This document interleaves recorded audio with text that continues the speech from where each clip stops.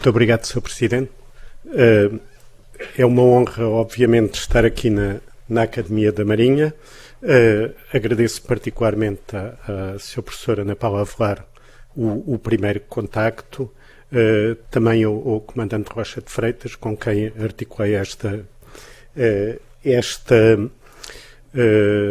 intervenção. O primeiro contacto foi exatamente para tratar dos painéis de São Vicente. Eu recusei-me um pouco a tratar desse tema e preferi focar-me no que temos em mão agora, que é o restauro dos painéis de São Vicente. Há muitas teorias. Eu digo várias vezes a brincar que é um direito constitucional, se não é, devia passar a ser de cada português ter uma tese sobre os painéis de São Vicente. Não é de facto sobre sobre as várias teorias que vou aqui falar, mas sobre este projeto de conservação e restauro, que, aliás, quando começou, teve logo uma reação pública de uma carta assinada por uma dezena ou mais de individualidades e cartas para o Presidente da República a dizer que não se devia mexer nos painéis de São Vicente. Não é de ânimo leve que mexemos nos painéis de São Vicente e é, aliás, por aí que gostava de começar. Porque é que fazemos esta intervenção? A ideia começou antes de eu assumir a direção do museu.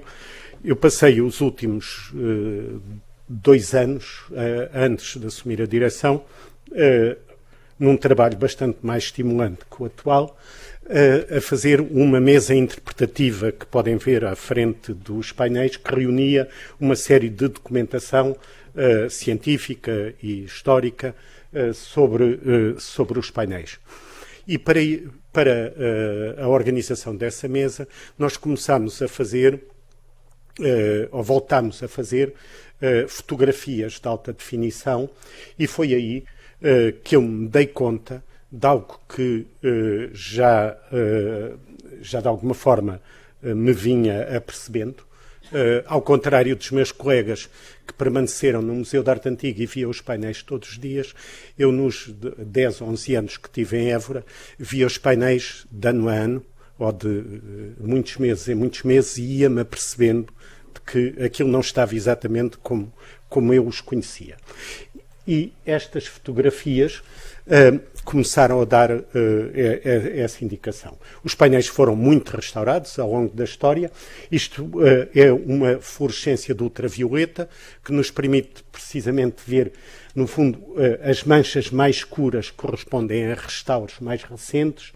Há um tom mais acinzentado escuro, que são restauros mais antigos, e depois este cinzento é o verniz atual. Isto dava-nos, por isso podem ver aqui, eu creio que é melhor usar este, desculpem, acho que é isto, estes pontos mais escuros, tudo isto corresponde a zonas de restauro, e eram precisamente essas zonas de restauro que nós identificámos como zonas problemáticas. Quer dizer, se a parte original dos painéis de São Vicente se mantém com uma estabilidade apreciável, já o mesmo não acontece com as zonas, com as zonas restauradas. Por exemplo, é muito visível aqui que esta zona de restauro, que quando foi feita certamente tinha a mesma coloração que o original, se começou a degradar do ponto de vista não só da cor, mas também da forma. Comparando isto com as radiografias, onde encontramos os restauros mais antigos, que são estas manchas brancas, são mais antigos porque antes do século XIX se misturava nas massas o branco de chumbo, que era o único branco utilizado, a única tinta, e ela torna-se opaca aos raios-x, nós podemos ver também que a zona restaurada é muito maior do que as lacunas originais que aqui tinha. E quando passamos para o pormenor, podemos ver como esse restauro está num processo de degradação extremamente acelerada. Não só ao nível da coloração, como vimos anteriormente, mas mesmo ao nível da degradação das massas, o que implica a possibilidade de queda destes elementos pictóricos. Por isso, restaurar os painéis não era uma idiosincrasia do novo diretor, era a consciência de que, sobretudo nas zonas anteriormente restauradas, e é sobretudo aí que a intervenção está a ser feita, esses anteriores restauros estavam a dar bastantes problemas.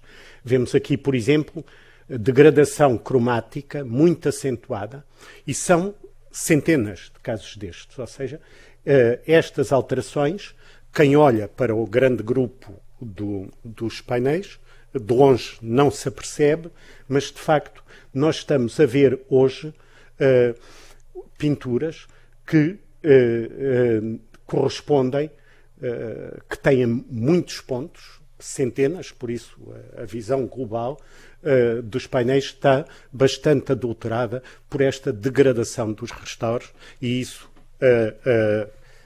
tinha de se intervir.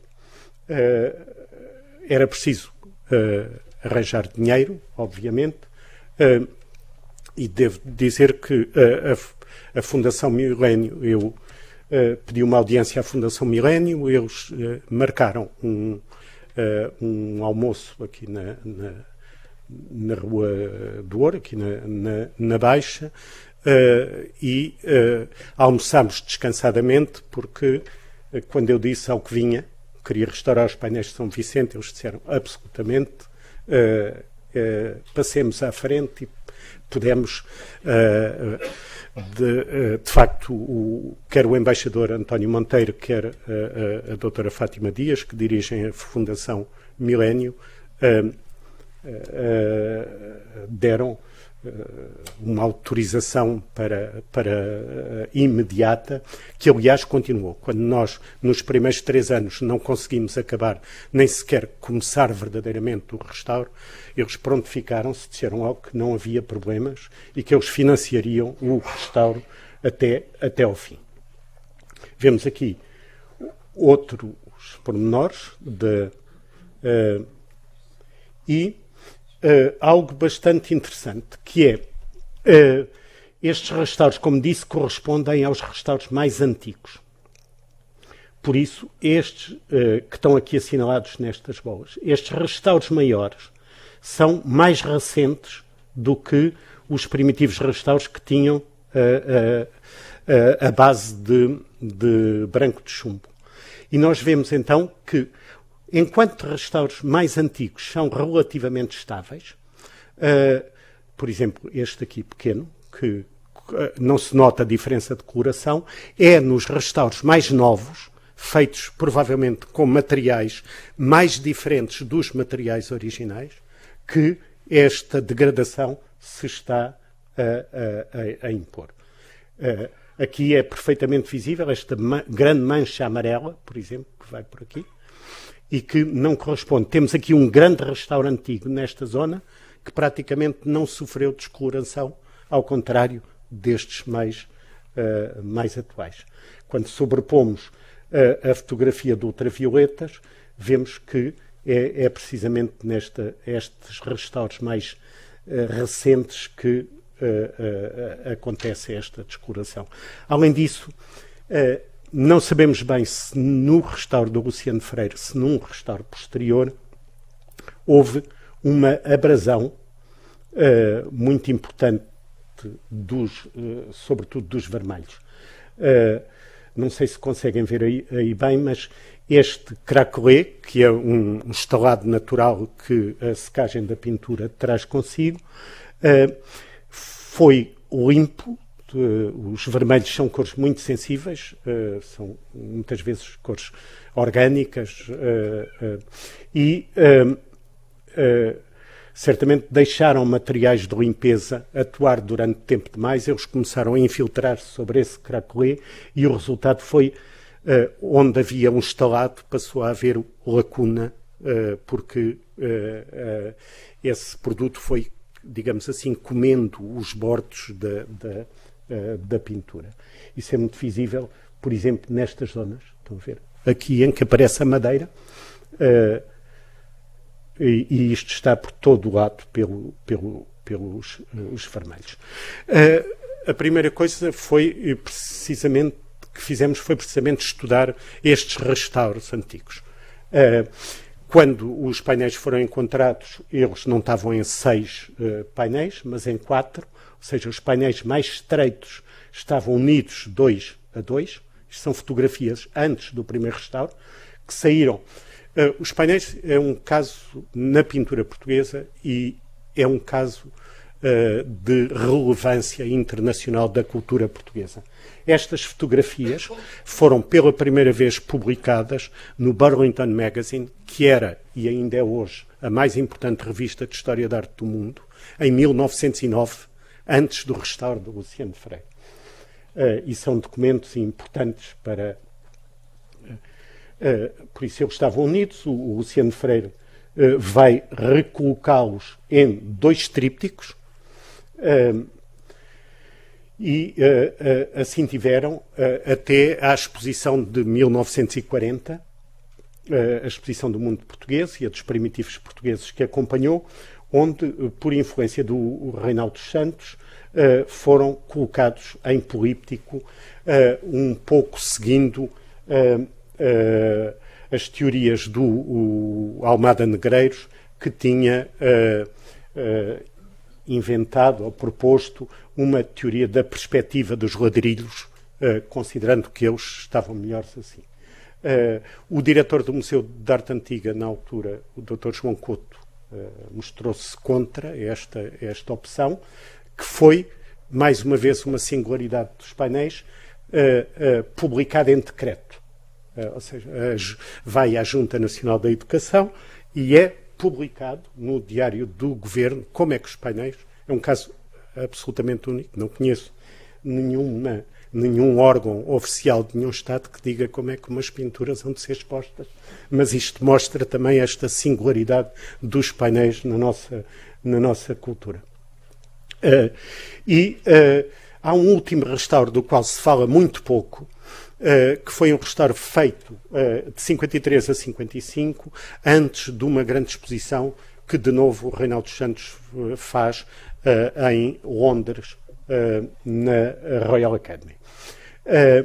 Para esse restauro, que quase não deixou documentos, ao contrário do Luciano Freire, que restaura os painéis em 1909 e que escreve relatórios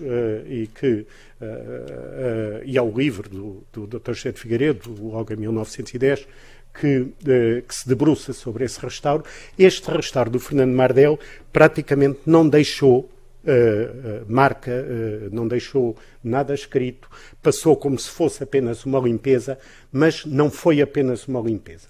Por exemplo, esta imagem dos personagens ajoelhados no painel dos frades, no painel dos pescadores, perdão, é bastante curiosa.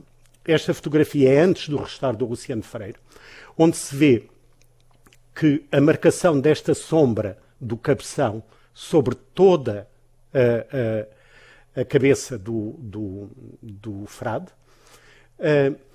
O Luciano Freire, quando faz a limpeza de toda esta zona, vai descobrir que, ao contrário dos outros 5 painéis, em que a luz vem da esquerda para a direita, neste painel a luz vem da direita para a esquerda.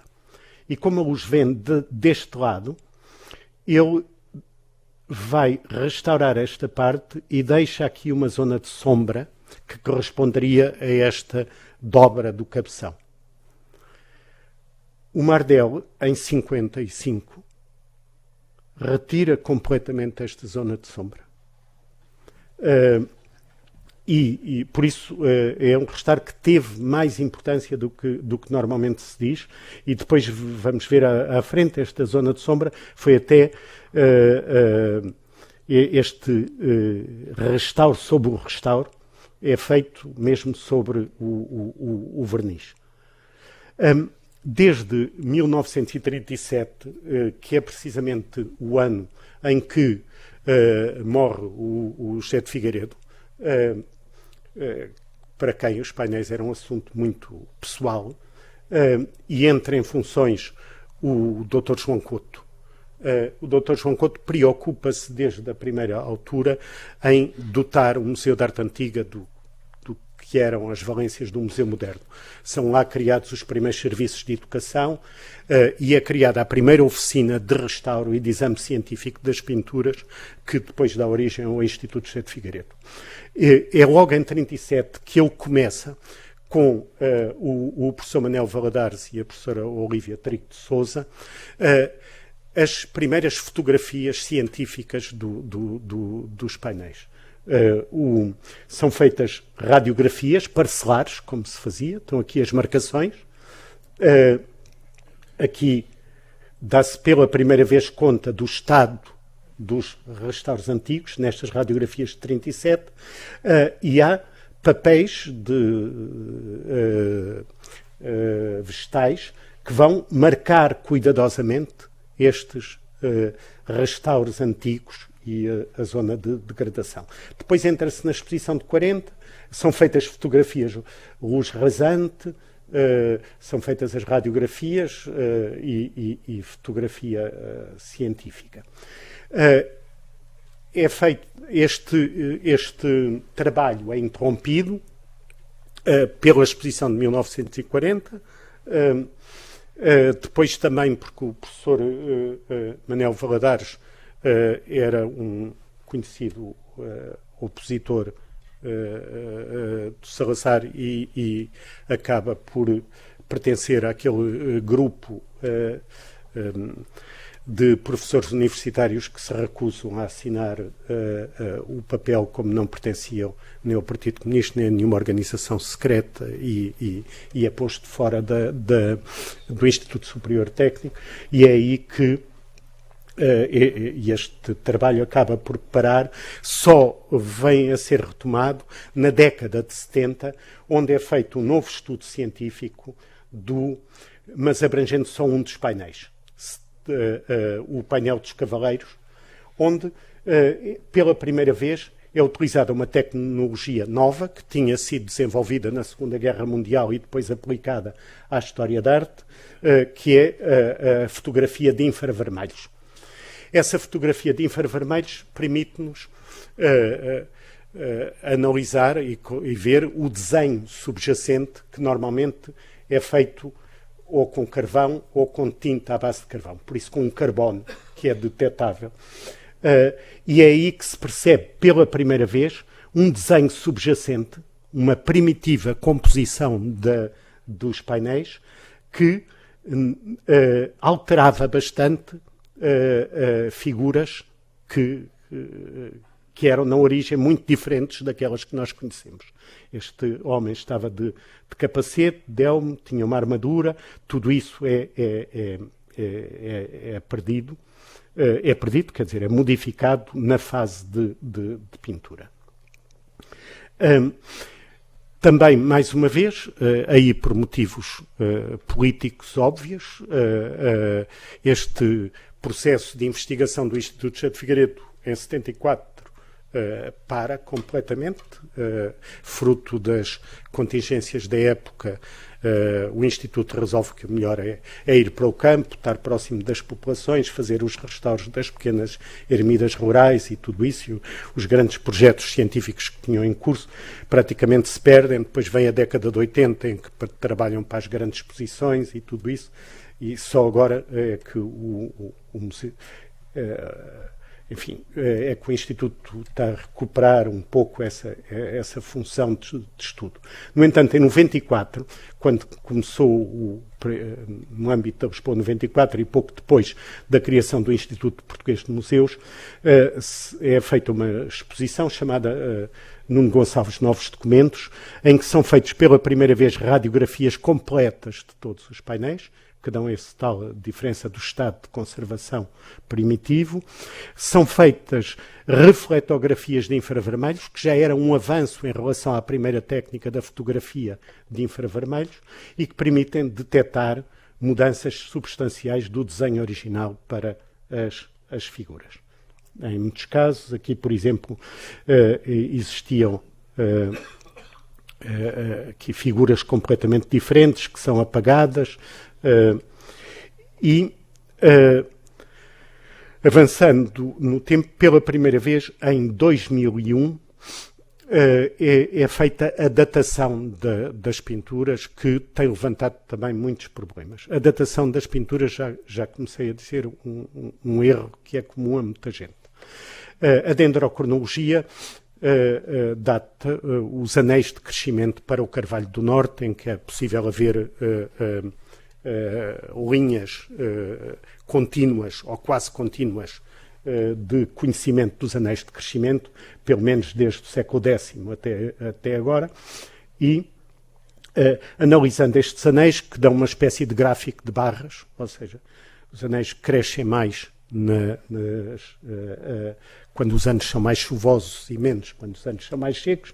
Isso dá uma espécie de grelha que pode ser medida e dá-nos a data mínima possível, a data em que a tábua ainda está na árvore. Por isso, antes dessa data, de certeza que a pintura não foi feita, e depois dá-se aqui uma decalagem para os anéis que se perdem sempre quando o borne é cortado, e o tempo de secagem. Isso daria que os painéis podiam ser feitos, teoricamente, a partir de 1448. Data que, por exemplo, para alguns investigadores é tomado como prova de que os painéis são feitos nessa data. Ora, isto não é assim. Isto só nos diz que antes desta data não é. Mas não nos diz quando é que é depois. E a experiência que nós temos, enquanto para a pintura do Norte, que é uma pintura normalmente feita em pranchas muito mais finas, do Norte da Europa, em pranchas muito mais finas, e que estava ali à mão de semear, digamos assim, nós costumamos dar à volta de 15 anos de diferença. Nos casos em que temos pinturas datadas e podemos datar a madeira, para Portugal são sempre pelo menos 25 anos. Porque as pranchas, ninguém comprava na Flandres a prancha para fazer a pintura, ou seja, as pranchas vinham de acordo com o mercado natural das madeiras, e também ninguém pedia ao homem da madeira: olha, dê-me aí uma prancha de 1434 para eu fazer um quadro, de forma que muitas vezes, e isso é extremamente interessante, nós, por exemplo, temos aqui pranchas que vão desde 1384 até pranchas, acho que a mais recente é 1431. Ou seja, mesmo dentro dos painéis, das pranchas que compõem os painéis, nós temos 50 anos de diferença entre as tábuas. Bastava não termos ter-se perdido para isto dar logo resultados muito diferentes. Por isso, a dendrocronologia só nos serve, eventualmente, para dizer que há uma data antes da qual as coisas não podem ser feitas, mas é importante, até de outro ponto de vista, de perceber como é que as madeiras são compradas, enfim, juntas e tudo isso. Só em 2010 é que é feita uma grande campanha, na sequência do doutoramento deste José Mendes, que é um dos que colabora connosco nos painéis, de análises químicas ou estratigráficas, que são feitas com pequenas recolhas de amostra, que depois são montadas e tratadas ao microscópio e que nos permitem ver como é que o pintor construiu a cor. Temos aqui uma camada de preparação, depois uma primeira camada de um vermelho mais claro, depois um vermelho mais escuro, para dar este tom, depois a camada de verniz, e ainda aqui umas lacas, ou uma camada que não tem espessura, mas que depois o verniz só funciona aqui. Em 2023 nós repetimos, já por uma técnica de reflectografia de infravermelhos feita com uma nova máquina chamada Osiris, que nos permite um desenho que nos permite uma maior facilidade para verem.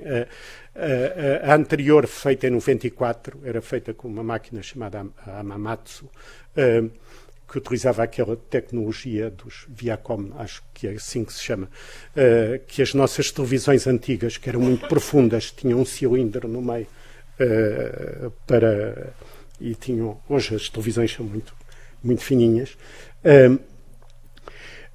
Essa máquina permitia-nos uma captação de imagens de 4 por 6 centímetros, enquanto esta permite uma boa visualização de 60 por 60 centímetros, quer dizer, é muito mais rápido, e o espectro, o comprimento de onda que se abrange é muito maior.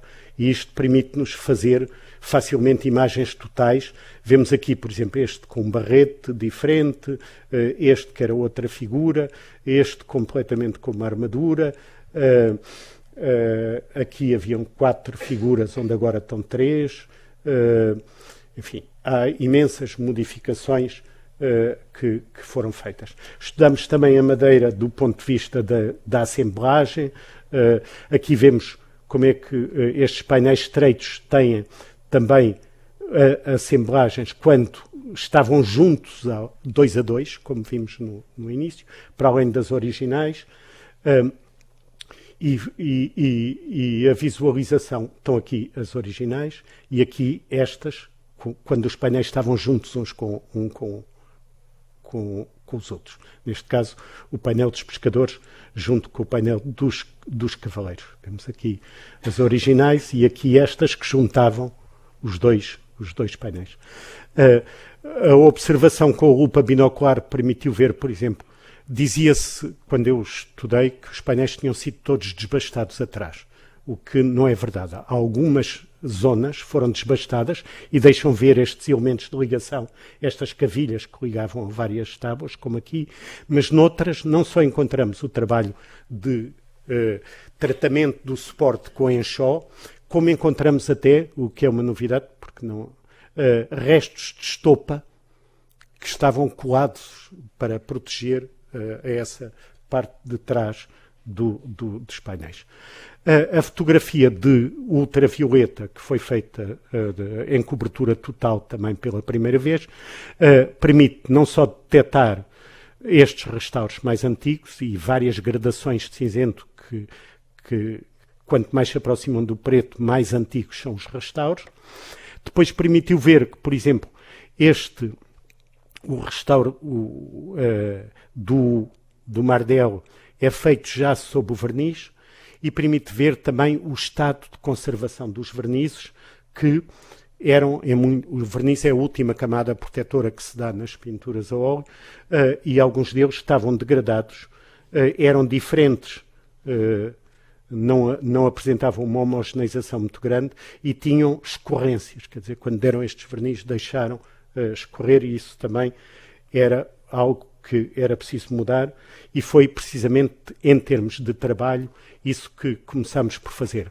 Retirar os vernizes, até porque para fazer certos estudos o verniz pode influenciar, e isso permitiu ver, por exemplo, enquanto no ultravioleta, feito com o verniz,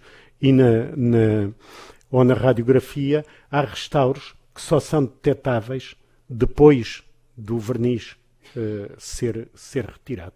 Para além disso, começamos a ver que havia um envelhecimento, um amarelecimento enorme do verniz. Com estas técnicas todas e mais algumas que falarei a seguir, o que fizemos foi, no fundo, mapeamento do estado de conservação dos painéis.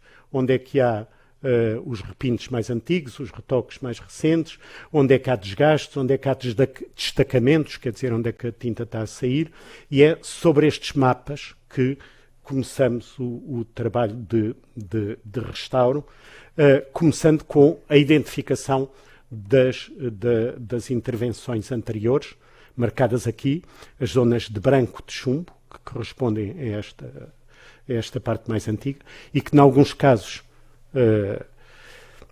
o que vemos hoje, por exemplo, nesta figura, que muitas vezes se tenta identificar, tem que se ter algum cuidado, porque, por exemplo, é uma figura que está completamente danificada e que este olho foi refeito já muito depois, a boca também, e isso modifica muito a expressão de uma figura. Vemos que o restaurador não tinha absolutamente nada onde se agarrar quando para compreender como é que originalmente a pintura seria. E misturando, por exemplo, os ultravioletas com estas zonas, vemos zonas de restauro muito antigos, que correspondem a esta zona, mas também zonas que não são detectáveis na radiografia, por isso restauros mais recentes, cujas massas já não levaram o branco de chumbo e que são restauros extremamente extensíveis também nesta zona. Por isso aqui podemos ver quanto esta figura e quando são, no fundo, difíceis de propor seriamente a identificação, mesmo com base na comparação com outros retratos, quando uma figura está de tal forma refeita para isto.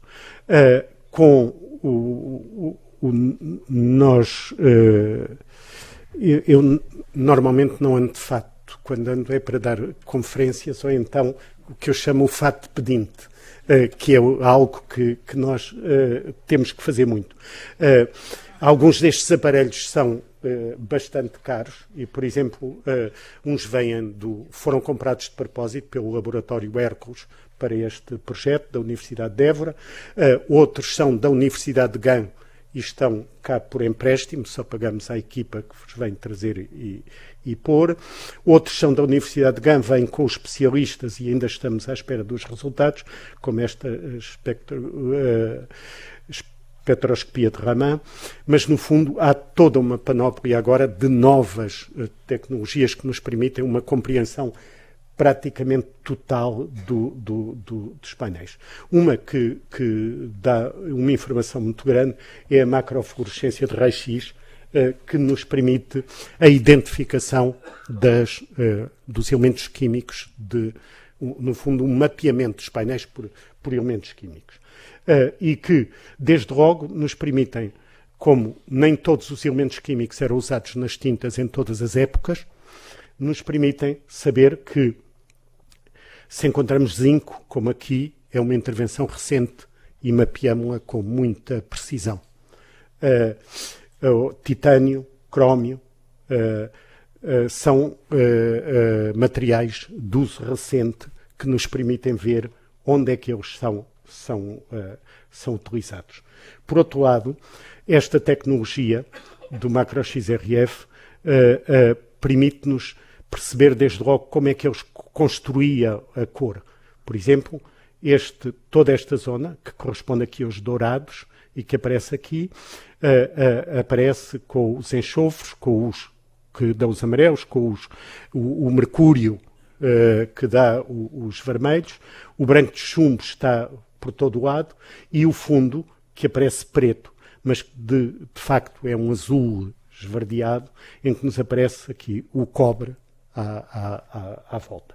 Isto foi feito para toda a superfície dos painéis, quer do ponto de vista químico, de identificação dos elementos, quer do ponto de vista molecular com o Raman. Outro equipamento da Universidade de Gand é este IROX, que é no fundo um microscópio de alta definição, vai até às 200.000 vezes de ampliação, e que nos permite esses tais cracolés que eu falava, o estalado mínimo que as pinturas fazem ao secar, isto permite-nos espreitar para dentro desse estalado e ver as várias tintas que constituíam a tinta. Podemos ir para visões mínimas, aqui que nos dá uma dimensão do estado de conservação de várias superfícies, mas depois ir aumentando até perceber a própria granulometria, ou seja, os grãos que compunham a tinta e depois identificá-los quimicamente por outras. Por exemplo, aqui nesta zona de chão, esta linha que faz a sombra e que aqui é ampliada à volta dos ladrilhos para dar esta coloração azul. Aqui vemos como é que os grãos azuis estão a juntar com os brancos e isto também permite ir percebendo a técnica do pintor para além das questões de restauro.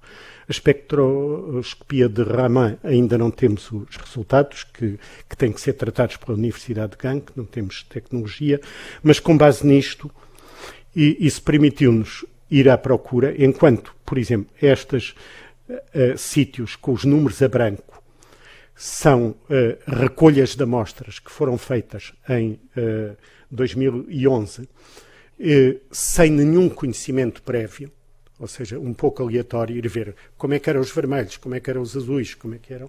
Nós, as que fizemos, que estão a cores, aqui, já são depois daqueles exames e só atuamos com tecnologias que são, apesar de tudo, destrutivas, porque é menos de 1 milímetro que se tira, mas mesmo assim é a pintura que se está a tirar. Só em casos muito excepcionais é que vamos fazer essas recolhas e que nos permitem, depois tratadas em microscópio com vários tratamentos, perceber como é que a cor tinha sido construída. Por exemplo, este bordo, nós aqui fomos buscar 2 análises a 2 painéis que estavam juntos. O painel dos pescadores e o painel dos cavaleiros. E fomos retirar análises de uma zona que está habitualmente tapada, que é a zona tapada pela moldura. A moldura, vê-se aqui, até a abrasão que a moldura fez para o fim. Isto são as fotografias e depois aqui os cortes tatigráficos. Vê-se que ele constrói o fundo com um azul mais escuro, a partir da qual dá um azul mais claro.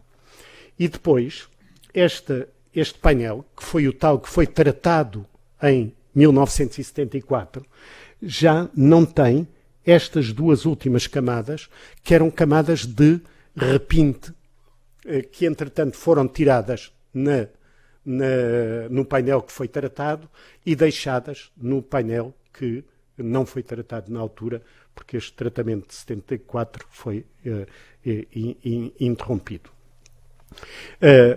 Várias técnicas de microscopia óptica permitem identificar não só as várias camadas, esta espécie de pudins, mas também a espessura de cada uma delas, cada camada, que espessura é que tinha, como é que o pintor vai construindo a cor e depois analisá-los e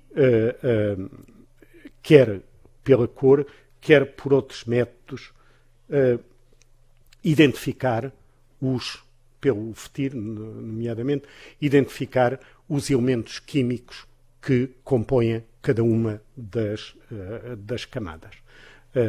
Por exemplo, a preparação, que é gesso, o que nos diz logo algo, por vezes dá as ideias de que os painéis foram feitos na Flandres. Na Flandres, a base que normalmente se utiliza é o cré e não o gesso, como aparece no sul da Europa. Identificar os vernizes, enfim, identificar os vários pigmentos, estudar a granulometria dos vários pigmentos e através do SEM, os elementos químicos que compõem cada uma dessas. É muito interessante, por exemplo, se compararmos a complexidade disto que temos aqui em pintura original com zonas de repinte, como esta zona de repinte aqui na corda, em que nos dá uma leitura muito mais simplificada. Ou seja, o repintador pintava de uma forma muito mais simples, com uma única camada de castanho e sem aquela sucessão de camadas transparentes para fazer a coloração no óleo que o pintor original falava. Voltando à questão dos vernizes, vemos aqui claramente como é que o verniz amarelecido estava a adulterar os brancos, desde logo, que são aqueles que ficarem envelhecidos com este amarelo por cima, só esta zona é que se tira o verniz, e como é que, por exemplo, certas sombras que são feitas em violetas se perdem completamente com o envelhecimento do verniz. E isso modifica a expressão das figuras. Por exemplo, aqui vemos antes do verniz e depois do verniz. E podemos ver como é que certos toques de luz, que são dados aqui, mais subtis, se desapareciam completamente por esse envelhecimento do verniz. Subtilezas de tratamento das carnações que estavam completamente a perder-se. É muito visível aqui, por exemplo, estes traços brancos com que ele dá o reflexo da carnação e que aqui quase desaparecem. Há uma musculatura muitíssimo bem construída e que se estava a aplanar, digamos assim, com o envelhecimento dos vernizes. Isso é muito notório. Olha, esta mão de um lado para o outro, ou, por exemplo, na veste do santo, estas sombras violetas que eu falava há bocado e que se perdem completamente aqui, tal como a leitura dos... Agora, 2 ou 3 problemas que, no meio desta história toda, temos conseguido, pelo menos, resolver. Um dos problemas que se põe para muitos dos investigadores é se esta rede que cobre 3 figuras nos pescadores, se era original ou não era. Mesmo um colega meu, antigo, o José Alberto Seabra, como a rede não aparecia na radiografia, ele punha muita questão se a rede era original ou tinha sido justaposta, tinha sido um acrescente posterior. Ora, quando começámos a limpeza, nós vimos que, de facto, esta rede é um bocadinho estranha, mas que fomos detectar, não sei se conseguem ver daí, linhas castanhas, que às vezes estas linhas pretas sobrepõem e outras vezes não sobrepõem. E então chegamos à hipótese de que haveria uma rede castanha que depois, pelo desgaste, foi, às vezes acertadamente, outras vezes não, completamente reforçada, então num restauro por estas linhas pretas. Voltámos ao tal tecnologia do XRF para nos identificar que o preto é feito com ferro e o carbono e o castanho aparece, este é o da rede preta, e o castanho aparece feito com o mercúrio. De forma que, quando nós, a imagem aí, temos demasiada luz na sala, quando nós procuramos o mercúrio, ele vai-nos passar só para a rede original, e a rede original está cá de facto, embora na maior parte dos casos, debaixo da outra rede preta. Por isso, isto é, de alguma forma, ponto assente agora que a rede existia mesmo. Um caso muito curioso que nos aparece, há muitas modificações entre o desenho e a pintura. Há menos modificações na própria pintura. Mas um caso que nos aparece é uma figura onde aparecem 2 cabeças, que se vêem aqui completamente na radiografia. Uma e outra. esta é a cabeça final. O que nós detectamos através deste processo é que a primitiva cabeça, que se junta ali, tinha mesmo um barrete em cima, e aqui pode-se ver quais eram os elementos.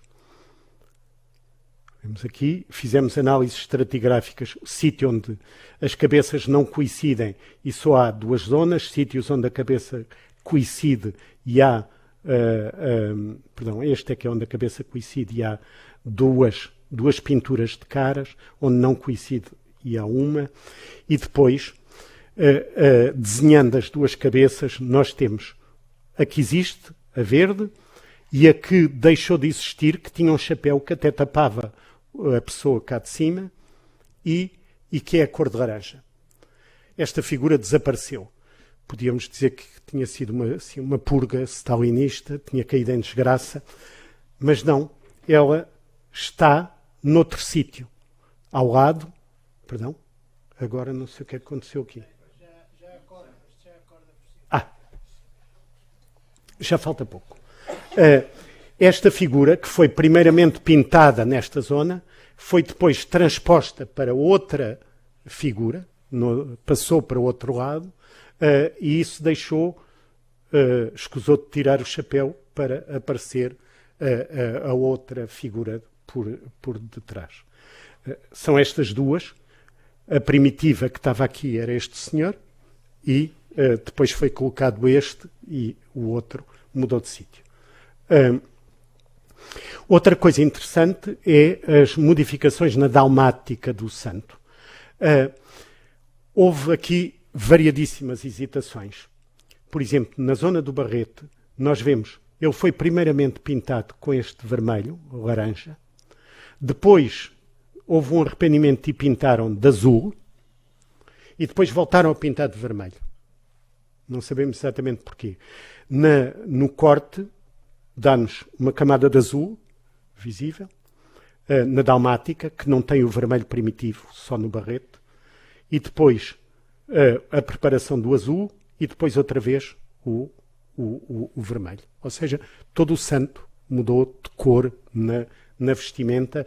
Isso pode ser também analisando os enxofres, o cobre, que eram dados para fazer o azul, ou o mercúrio, que era dado para fazer o vermelho, e que vemos que ele nos aparece sobre os elementos de uma forma não totalmente coincidente, mas que nesta sobreposição, que é muito visível nesta análise do microscópio. O que é curioso no barrete é que o barrete verde, que é onde aparece o cobre, era bastante diferente. Estão a ver? Ele era maior, mais enterrado na cabeça do que o barrete vermelho, que é feito com o mercúrio que nos aparece aqui. Claramente diferente, depois é marcado com os cabelos. Da mesma forma, por exemplo, estes senhores de armaduras foram primeiramente pintados de vermelho, com uma veste vermelha, e só mais tarde é que é colocada este cinzento azulado que dá a armadura. Claramente, na análise de corte, a zona vermelha e depois a zona da armadura que se vê aqui. Estamos a falar disto e deste. Na zona de luz de um e do outro. Isto vem-nos dizer que é uma construção lenta, muito longa, muito alargada no tempo, o que permite explicar certas transformações do desenho. Por exemplo, são 3 minutos.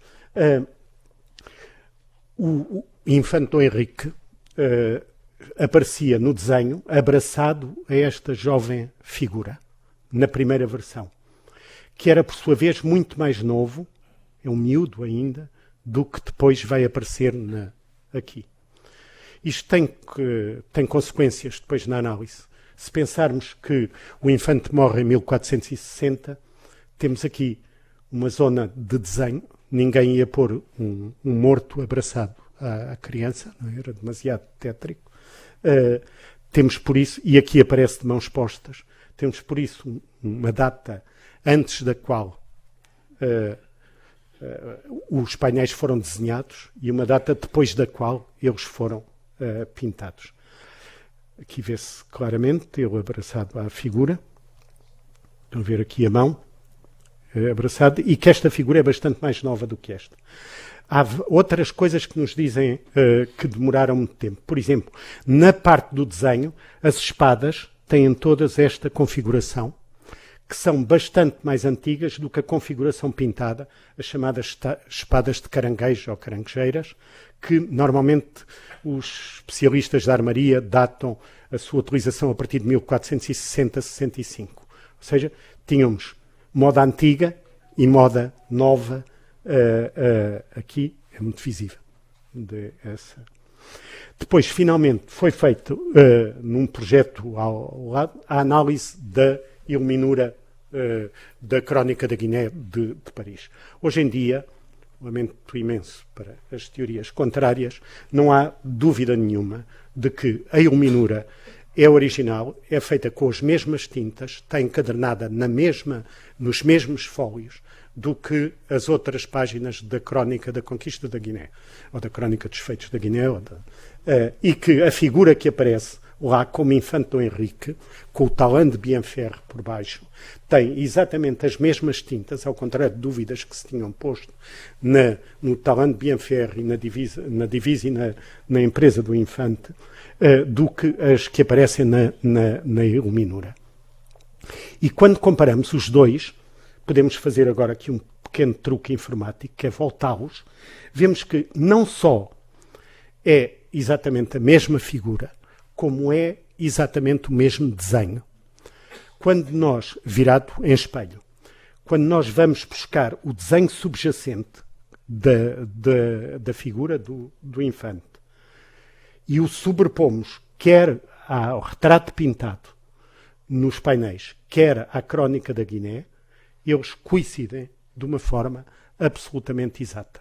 Ou seja, muito provavelmente é o mesmo protótipo de desenhado que serve para fazer o desenho tanto nos painéis como nas figuras. Esta é a nossa pequena equipa, a quem eu estou muito agradecido e, infelizmente, como temos que rentabilizar muitos equipamentos que estão emprestados, nenhum deles quis vir ouvir aquilo que estão fartos de saber e preferiram ficar a trabalhar, mas muito obrigado para eles e muito obrigado para todos.